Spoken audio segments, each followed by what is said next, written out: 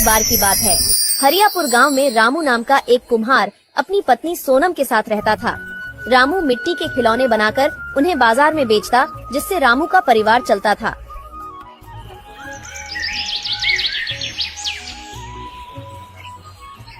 भाग्यवान, ओ भाग्यवान, भाग्यवान सुनती हो? मुझे भूख लग रही है, अभी तक खाना तैयार नहीं हुआ क्या? क्या हुआ? क्यों भाग्यवान कहकर चिल्ला रहे हो? अरे भाग्यवान, खाना तैयार हुआ क्या? मुझे बहुत जोरों की भूख लग रही है। दाल बननी बाकी है, अभी आधा घंटा और लगेगा। भाग्यवान, तुम करती क्या हो? मुझे बाजार भी जाना है ये खिलौने बेचने, जरा जल्दी करो। तुम्हें कितनी बार कहा है कि सुबह जल्दी उठो, मगर नहीं।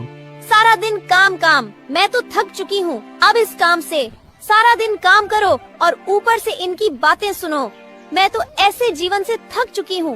मन तो करता है कि सब छोड़ छाड़ कर सो जाऊं। थोड़े समय बाद खाना बनता है और रामू और सोनम खाना खाते हैं। रामू अपने खिलौने को बाजार में बेचने के लिए निकल जाता है। थोड़ी देर बाद सोनम की सहेली उपासना वहाँ। अरे उपासना, तुम यहाँ? अरे बहन, तुम्हारा यहाँ कैसे आना हुआ? बस कुछ नहीं, अभी काम से फ्री हुई हूँ, तो मैंने सोचा कि सोनम के पास जाकर बैठकर दो बातें करती हूँ। वैसे तुम्हारा मुंह आज उतरा उतरा क्यों लग रहा है? क्या बताऊँ उपासना, सारा दिन काम करते करते थक जाती हूँ और मेरे वो है, उन्हें हर चीज हाथ में चाहिए। वो जरा सा भी घर का काम नहीं करते। बस इतनी सी बात है। सोनम बहन, मेरे पास तुम्हारे लिए एक उपाय है। उपाय है, अगर ये उपाय तुम करोगी तो तुम काम से बच पाओगी। मेरे लिए उपाय तुम्हारे पास? मैं कुछ समझी नहीं। ऐसा क्या उपाय है जिससे काम नहीं करना पड़ेगा? जल्दी बताओ। यह उपाय सुनने के लिए तो मेरे कान तरस रहे हैं। बहन, तुम बीमार होने का नाटक कर सकती हो ना? तुम अपने पति से कह दो कि मेरी तबीयत खराब हो रही है, मुझसे खाना नहीं बन रहा, फिर देखना तुम। ये उपाय तो तुमने बहुत बढ़िया दिया है, पर इससे कोई परेशानी तो नहीं होगी? कैसी परेशानी? ये मैं भी करती हूँ।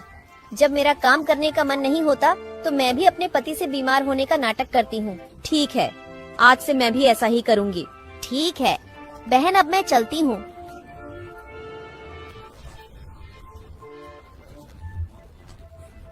कुछ समय बाद रामू अपने सारे खिलौने बेचकर अपने घर लौट रहा था। अरे भाग्यवान, तुम्हें रात की नींद कम पड़ती है क्या, जो दोपहर में भी सो रही हो? चलो उठो, मेरे लिए अब चाय बना कर लाओ। मेरे पैरों में बहुत दर्द है, रसोई तक जाने की शक्ति भी नहीं है, तो फिर मैं चाय कैसे बनाऊंगी? अच्छा ठीक है, तुम आराम करो, मैं जाकर चाय बना लेता हूँ, तुम्हारे लिए भी बनाऊंगा। उपासना का उपाय मेरे काम आ रहा है, अब आएगा मजा।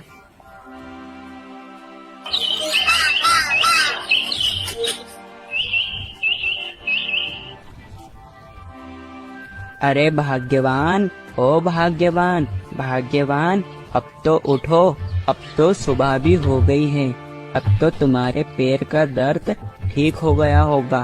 नहीं, मेरे पैरों का दर्द तो अब ठीक हो गया, मगर पता नहीं, अभी सुबह से ही मेरा सर बहुत दुख रहा है, बहुत जोरों का दुख रहा है। उठती हूँ तो चक्कर आ रहे हैं। ठीक है भाग्यवान, तुम आराम करो, मैं जाकर रसोई में खाने की तैयारी करता हूँ, फिर उसके बाद ही मैं अपने खिलौने बनाने का काम करूँगा।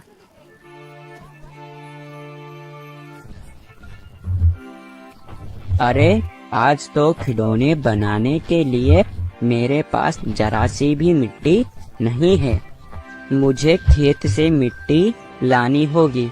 पहले भाग्यवान को मैं खाना दे देता हूँ, उसके बाद मैं खेतों की ओर जाऊंगा। भाग्यवान, ओ भाग्यवान, भाग्यवान, मैं चलता हूँ, आज मुझे घर लौटते लौटते शाम हो जाएगी। आज मैं अपने खिलौने बनाने के लिए मिट्टी खेतों की ओर लेने जाऊंगा। मैंने तुम्हारे लिए खाना बनाकर रसोई में रखा है, तबीयत ठीक होते ही तुम वो खाना खा लेना। अब मैं रामू के जाते ही थोड़ी देर बाद सोनम के पास उपासना आती है। कामचोर, अब तो उठ, गया तेरा पति। उपासना, इतनी गहरी नींद लग रही थी कि तुम्हें क्या बताऊं। अरे मिट्टी खोदने के लिए फावड़ा तो मैं घर पर ही भूल गया। अब मैं मिट्टी कैसे खोदूंगा? चलो पहले घर जाकर फावड़ा लेकर आता हूँ।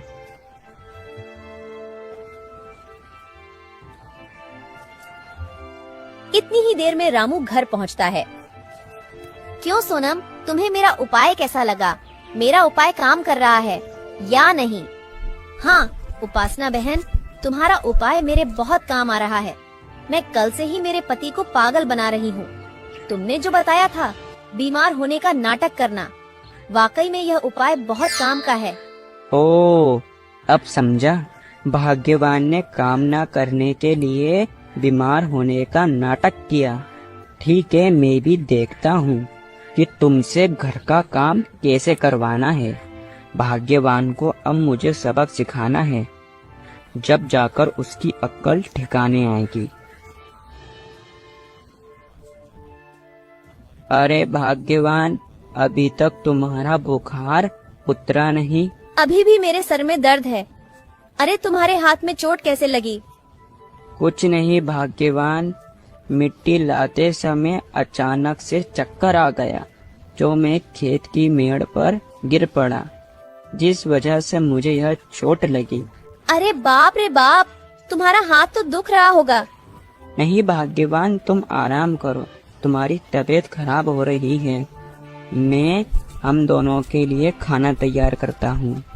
अब क्या करे भाग्यवान, तुम्हारी भी तबीयत खराब हो रही है और दूसरा मेरा हाथ टूट गया। पता नहीं है अपने घर को किसकी नजर लग गई। नहीं, तुम्हें खाना बनाने की कोई जरूरत नहीं है। अब मेरी तबीयत ठीक है, मैं जाकर अभी खाना तैयार करती हूँ। जब तक तुम आराम करो। कुछ समय बाद खाना तैयार हो जाता है। भाग्यवान, वेद जी ने मुझे 1 महीने तक काम नहीं करने की सलाह दी है। उन्होंने कहा है इस हाथ पर जरा भी जोर मत देना। भाग्यवान, अब मैं खिलौने कैसे बनाऊंगा? हमारा घर कैसे चलेगा भाग्यवान? ये सब मेरे कारण हुआ। न मैं इनसे इतना ज्यादा काम करवाती, न ये खेत पर चक्कर खाकर गिरते। अरे मैंने क्या सोचा था और क्या हो गया। अब इस परिस्थिति में मुझे ही कुछ करना होगा। एक काम करती हूँ, मैं कल से रोज जल्दी उठकर खाना बनाकर मिट्टी के खिलौने बनाऊंगी और उन खिलौने को बाजार में बेचूंगी, जिससे हमारा घर चलेगा। हाँ, कल से मैं ऐसा ही करूंगी। मुझे लगता है भाग्यवान कुछ गहरी सोच में है। भाग्यवान का ये हाल मुझसे देखा नहीं जाता, मगर मैं क्या करूं? भाग्यवान को सबक भी तो सिखाना है।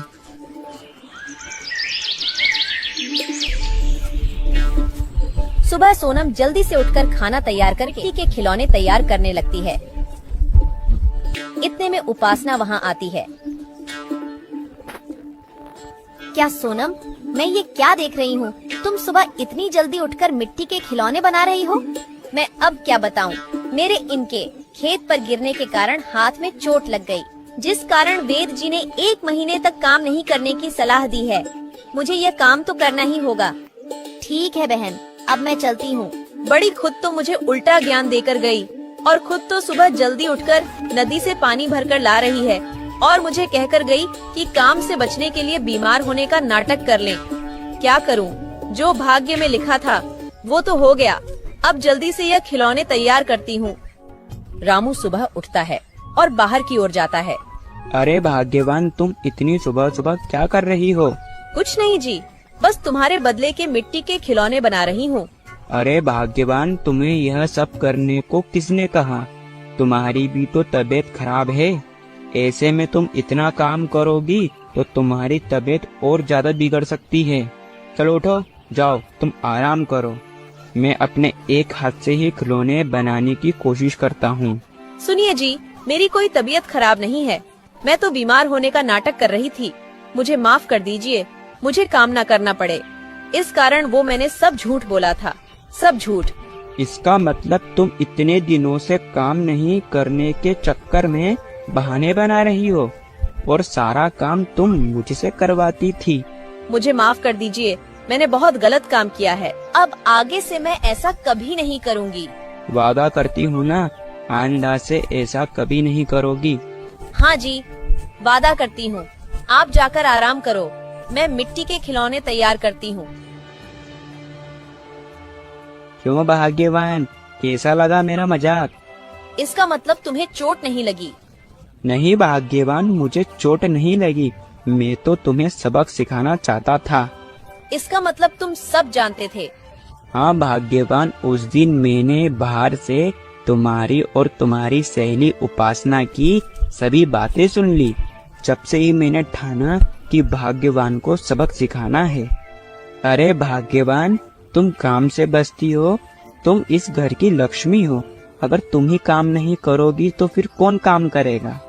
मुझे माफ कर दो, आगे से ऐसा कभी भी नहीं करूँगी, मुझे अच्छे से समझ आया है।